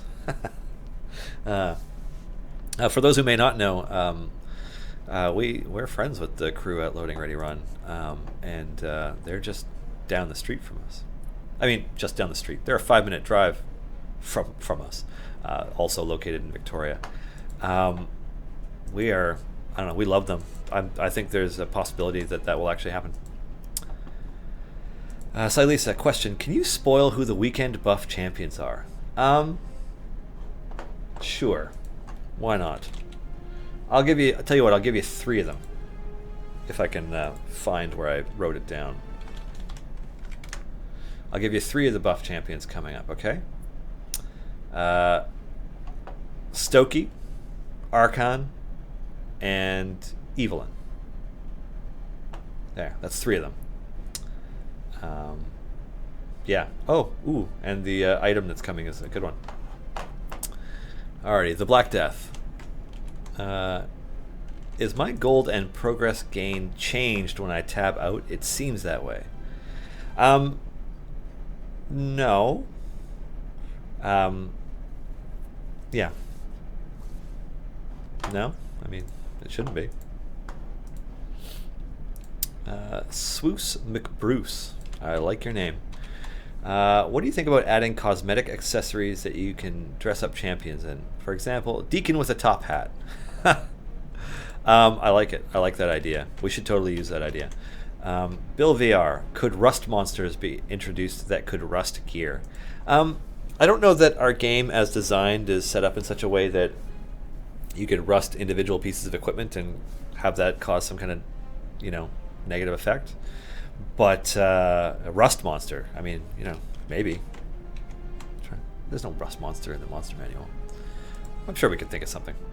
Twitch Mithril, can we have a champion-specific achievement for Hitch and Dritz? All evergreen champions. I do think that there should exist. We've been asked about this a few times because we didn't have them when the game launched, and then we talked a bit about them, and then it's not something that we ever got around to doing. We like the idea, and we would like to get around to doing it. But we have quite a laundry list of priorities and other things that we're interested in that will probably always be a higher priority than adding that specific feature. So we very much intend to get to it. I don't know when we will. We have some bigger fish to fry in the meantime. Is Luck of the Waffle Crew finishable using the default heroes? Because I've been stuck at 150 for 3 days. Ooh. I'm trying to remember which one Luck of the Waffle Crew is. Let's gotta pull the thing. Dagnammit. Okay. Where is... Luck of the Waffle Crew. Champions have been afflicted by DS bad luck. Not adjacent have a 50% chance to miss whenever they attack. Those that are adjacent to DS attack normal. It should be possible. Certainly, it'll be more difficult depending on what your equipment level is. If you are very new to the game and you have like nothing, you have like the occasional gray or green piece of gear on some of your champions, it'll certainly be a lot more difficult. Yeah, if you have good equipment, I have pretty fantastic equipment on my characters. Yeah, I would probably be able to do it with them. But Ragin, I would just suggest asking Garawar or Silisa or one of the other community leads. There are quite a few people who really know their shit, who might be able to better help you out with a formation for doing that. I'm pretty sure that Naeli will be tanking, and hopefully you have Hitch. I imagine it'll be a Jamila DPS formation. With Diath right beside her. I think with Jamila, because you won't have Barrowin, I would go with the attack speed buff and not the damage, so that she attacks twice and she attacks more quickly to help you clear out enemies. And then buff the crap out of her because nobody else is going to be hitting enemies anyways. Naeli in front and Diath right beside your DPS. So I hope that gets you through it. Do Damus84. Will you guys be adding any of the Critical Role or High Rollers characters? Not sure if it was asked already. Well, it wasn't asked this week. It wasn't asked this week. We would love to do that.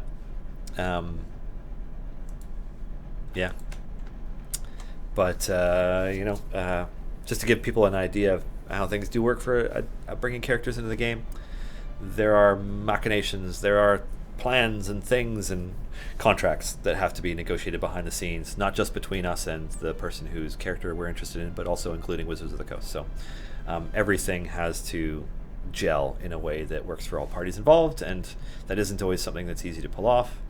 And certainly, when you think about how busy some of these teams are, some of the people are who are on these teams. Just look at how busy Nate is for Dice Camera Action. We've been trying to talk to him for ever, and every once in a while we can get through. Critical Role, High Roller, that would be rad. We would love to. Silver Griffin, was this dragon supposed to be much tougher than the last dragon boss? I have found it to be so. I find that after I can be this boss, and I just sit and watch it beat the next 2 to 3 bosses without leveling up the characters. You need to be able to reach a damage threshold to tear through his armor, and then getting through the 50, 100, and 150 ones aren't so tough. 200 is a little tougher. 250 is even tougher than that, and then 300 is a serious wall. I find that 300 is the one that wrecks me. If I wanted to kill him, I'm either using potions and auto clickers to help keep the mobs clear, so that the auto clickers, familiars, so that everybody's attacking the dragon, or just trying to time ultimate abilities, because at that point you're probably using Celeste's ultimate to heal yourself back up, and it's just you're just thankful that dragons don't use the power up boss mechanic, because then it would be extraordinarily difficult. But yes, it is tougher than, what was it, Chotan, I think was the name of the last one. FLCL rocks. Who does the art in game, and do they ever find it challenging to translate the design of characters from different art styles if they were from comics or webcomics, etc.? I asked because I was curious as to how a character from Order of the Stick webcomic might end up looking in this. So at this point, several members of our art team have been involved in drawing champions. Hi Axis, hi from Gen Con. Say hi to Eric. So Adam did, I think, the base 12 characters and a number of the early event champions before Alexis took over, and Alexis did many of the other champions. And Adam still did Binwin, and Adam did Diath, but Alexis did Zorbu, Birdsong, Strix, Evelyn, Narak. Probably forgetting others. And then Kat has actually drawn a champion that you guys will eventually get to see.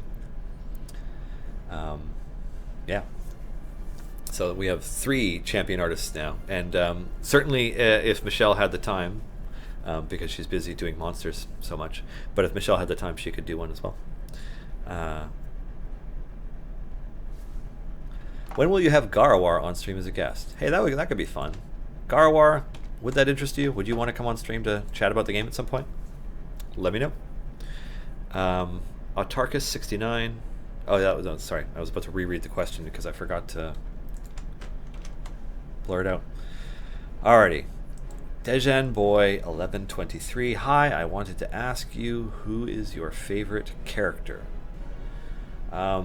In the game, just my favorite character, like the character I like the most from all things fiction, television, film, etc. Let's see. Let's do it. Okay, so I already mentioned earlier that I thought it would be rad if Race of the Magir was added to the game. Race of the Magir being a gold-skinned ex-wizard from the Dragonlance setting, Kryn. From Eberron, I would love to see the Lord of Blades some way put into the game, even if it's as a bad guy, because the Lord of Blades is awesome, and it also is like a battle robot covered in swords, basically. I mean, I don't know how many of you have looked at the Wayfinder's Guide to Eberron, but they use the art that has been in the past used for the Lord of Blades in it, and yeah, he's easy to pick out. He's the one covered in blades. God, there's so many good, even just like thinking about the shows. I mean, there are characters I love on a lot of these shows. Luckily, we have 3/4 of the Waffle Crew already, so the character I would like to see would be Paulton. Critical Role. There's tons of characters that are awesome. So many of them. I don't know, Grog, maybe. Would Grog be my first choice? Maybe. Or Jester from the second campaign. God, yeah, High Roller. There's too many. That's too big of a question. Who's my favorite character? If Joe Manganiello was standing next to me, I'd say Archon. Because that guy is a full foot taller than me. He's a big, buff dude. But yeah, I don't know. Out of the ones I even said so far, Lord of Blades. I love the Lord of Blades. Garawar, Dylan, if I can get Skype to recognize my microphone. Stupid Skype. Unless you use a different program. I do a webcam. Not sure what I talk about for an hour, though. Zoom. Garawar, we use Zoom. That's what we were using for Jared just now. I couldn't tell you why, but I have found that Windows 10 and Skype and XSplit do not get along in a really happy relationship. But those issues are not there with Zoom, so we tend to use Zoom. Also, it seems to maintain the visual fidelity of the call better than Skype does. Sorry, Microsoft, it's true. Rickablom.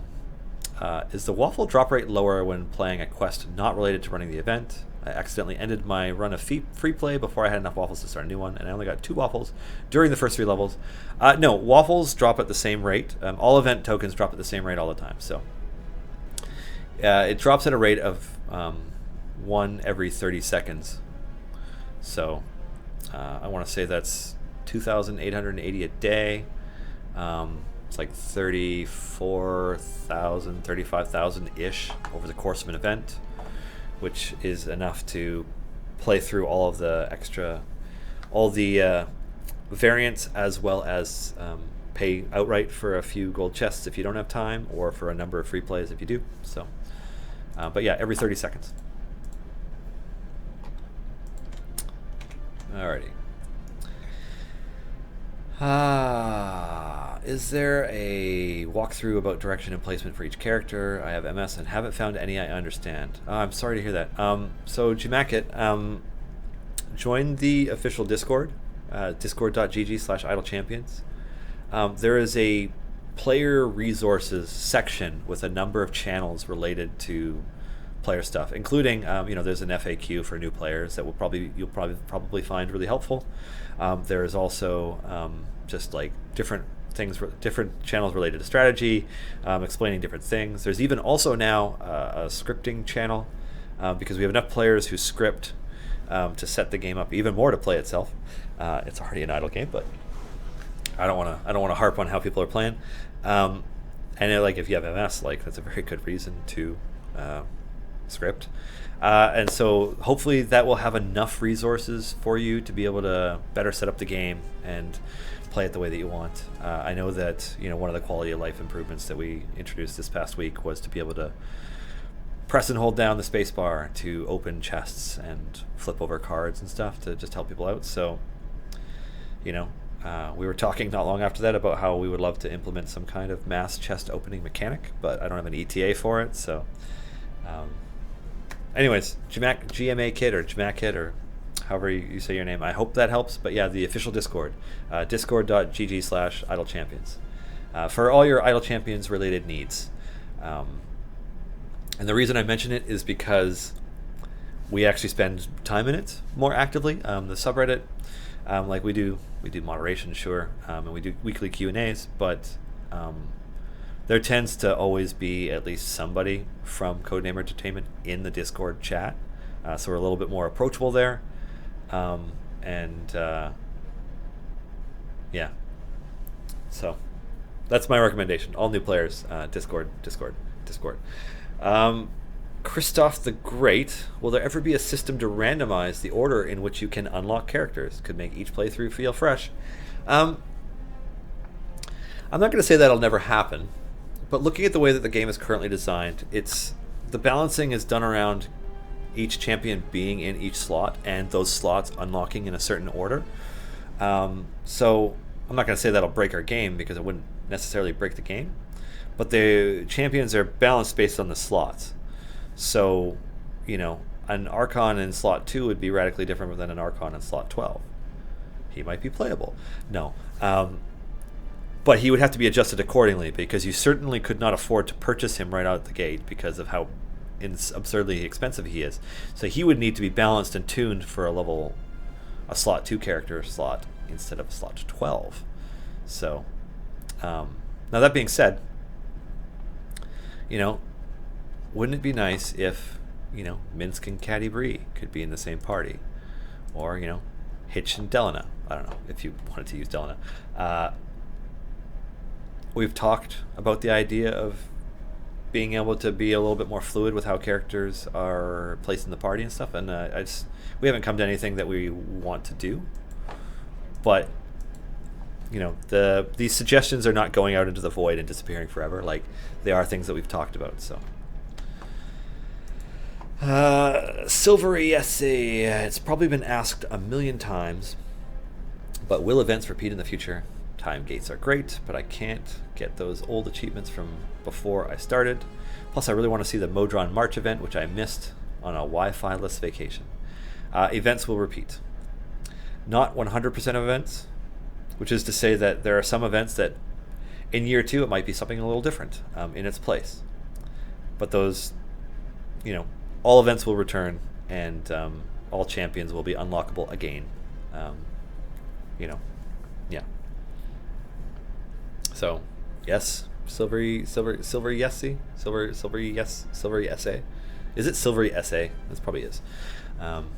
Yeah. Anyways, what am I doing in this formation?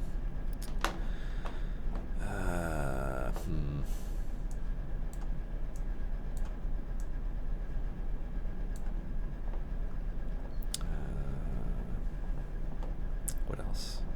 Actually, you know what? How can I do this? I'm going to do a Strix Binwin something, because I like it when I have one AoE character and one character who attacks multiple times together. So what's the best way to group them? Probably like this.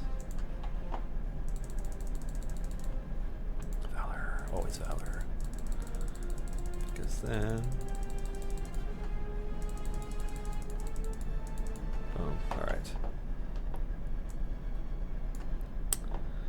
There we go. So now those ones are getting those buffs. You go here. That's a little better. Switch you over Caddy Bree. In the zone. I know I'm talking to myself, but I'm just gonna...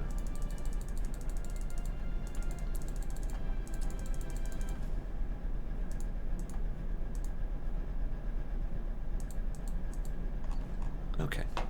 Let's see how this progresses, because I should be able to... Buffing Binwin and Strix. a decent number of buffs on them. Yeah, we'll see how this one does. Save this as 3. Okay, cool. So, why is Deacon not next to your DPS? Because I have him set to use the buff that buffs all party members instead of increasing his buff, because I want both Celeste and Barrowin to be next to my DPS. Alrighty. It's 2:45 already. Wow, okay. We're getting towards the end. Oh, excuse me.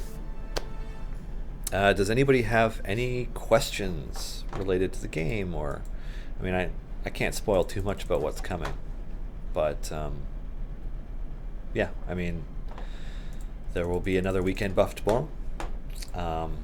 There will be teasers for the next champion soon. Basically, once Midsummer ends on Monday, expect to see teases for the next character come into the game. And then honestly, shortly after that, teasers for the next character after that. And by saying that in itself is a bit of a spoiler too. So, Barrowin only heals if she's in the same column as those characters, but she buffs all adjacent champions. So you'll notice that the buff is on Binwin, Strix, and Makos right now. So, yeah. It's kind of nice because depending on how things are going, every once in a while, Makos will be able to hit hard enough for it to matter. But, I mean, Binwin just destroys some bosses. Like, especially if you're lucky. Like, every once in a while, he'll attack 5 times for me. And, like, obviously, you know, the 4th attack is a 50% chance, and the 5th attack is a 25% chance. So it's like, it's getting pretty low at that point. But, oh man, he'll just... If he attacks and hits the dragon 5 times, and he also hits for double damage, that's 2 chunks of armor 5 times. That's 10 chunks of armor, which is so much faster than anybody else can kill a boss. It's kind of crazy. Binwin is who I use to get past a Serac and the Soulmonger at 250 in the Tomb of Annihilation finale. So, yeah. Any estimated time of arrival on if Deacon's Story of Tomb will say the total percentage it's worth rather than 15, 30, 45%. I mean, it's adjusted to be more intuitive, but I guess I'm not really sure on what the question is. Like, you're wondering when we're going to change something further? Anyways. Indigo 5 Alpha, are there any plans to change the way heroes are displayed? Mostly to avoid having to keep scrolling from one end to the other. For example, only showing those in the current formation. So we've had that feedback a lot. We've talked about a bunch of different things. Let's just say that our UI is not finalized. Yeah, that's a very, very good question for Chris, actually, when he's on, because he would be spearheading that kind of change, even though he wouldn't be the one doing it. So the next time I have Chris on here, we should ask him that question again.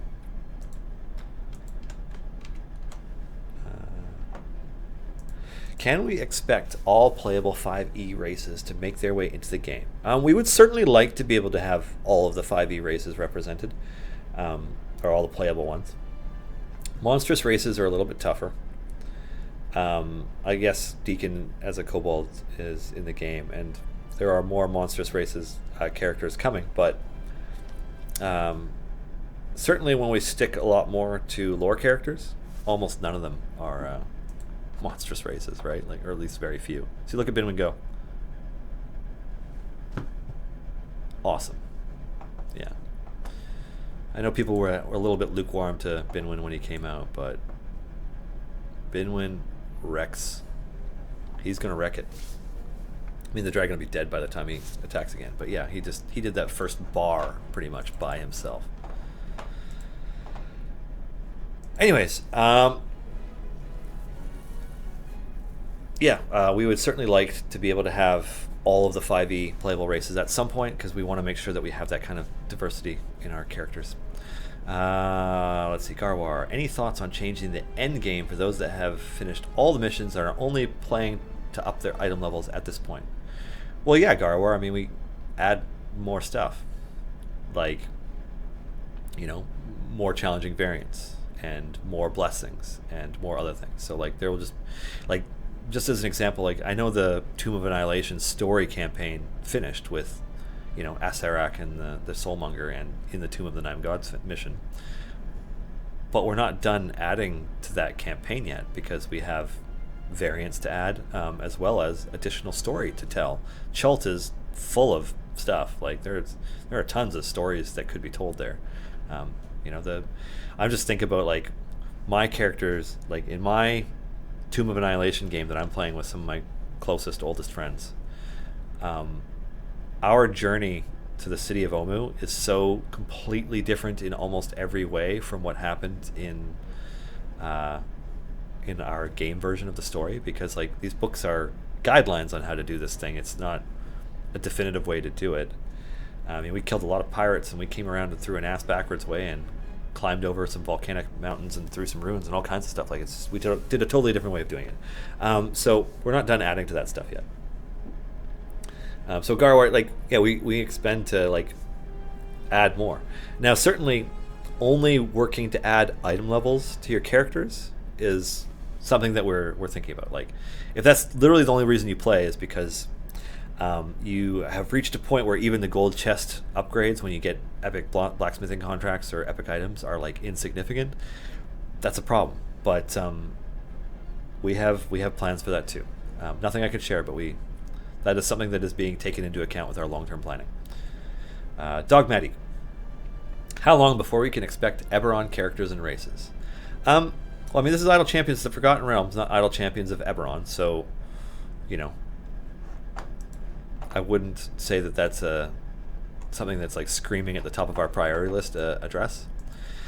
That being said, I mean, Warforged are awesome.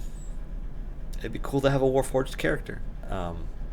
We would want some characters to be some lore-based characters, ideally, that we add. So, I mean, there are options, but they're a little bit lower on our priority list than quite a few different Faerun-based lore characters that are popular. There's tons of cool ones. So, I can expect. Can we expect to see one? Probably. Anytime soon, or is that a priority for us? No. Like we may get to it. Yeah. Play Overcooked with Nick. That's funny. That's a good name. I just noticed that now. Sorry, I haven't been reading chat as much as I normally would. I've been kind of just going through the questions list, and you guys have been diligent at asking them today. Which, thank you. Good job. And yeah. We're also getting towards the end of the show, since it's, by my clock, almost time to wrap things up. So I'm going to do a really longer shutdown, way longer, a set of shout outs and stuff. So thank you all for joining us, not just today for this show and to talk to Pro Jared and such, but thank you for joining us on the stream each week. It's really, really cool and meaningful, not just to me, but like to Codename Entertainment as a whole, to be able to, interact with our players this directly. It's important to us to have a two-way conversation about the development of this game, and that, to have you guys participate in it. I know it doesn't always feel necessarily like you're participating in the development of the game, but like we are reading your feedback, but a lot of it gets put into lists of information. They get put onto further lists for things to possibly implement or further discussion, etc. So a huge amount of that discussion goes on behind the scenes on our end, and you guys don't really get to participate in that part, but you get to spark those conversations. We do look at, when people put up long, well thought out posts about, why they feel like one champion is not balanced, or why they feel like, how they feel something could be approached, or whatever. Even if they're ideas that we don't plan to address, we still read them because we're interested in what you guys think and how you approach the game and what makes different parts of the game more fun for you, and it informs a lot of our discussion and development. So thank you for all of that, and thank you for continuing to participate and be a part of the Idle Champions community. huge shout out to Wizards of the Coast, to Pelham, although Pelham might still be on vacation, to Bart, Greg, John, and Lynn for being amazing partners and everything that they do to help us. We talk to you guys every week, and it's awesome. Also a huge shout out to Satine, who through the Wizards account, helps get the word out more through the social media. We really appreciate it. Special thanks to Jared Nabenbauer for joining me on stream today, and to our own community manager Erica, who co-produces this live stream alongside me.